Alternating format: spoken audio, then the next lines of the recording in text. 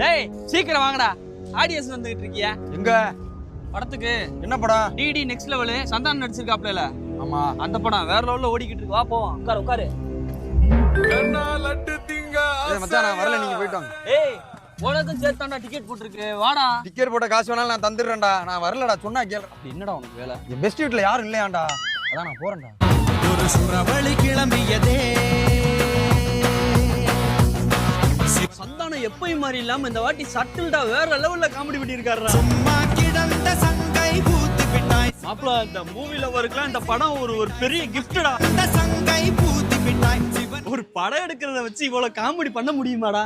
இந்த டப்பிங் எடுக்கும்போது ஒரு காமெடி வந்துச்சு பாத்தியா, வேற மாதிரி. ஒரு சுறவழி கிளம்பியதே. சப்டைட்டில் வச்சுலாம் காமெடி பண்ணலான்னு இந்த படத்துல தெரியுது. மாப்பிள படம்லாம் முடிஞ்சா எப்படி இருக்கு?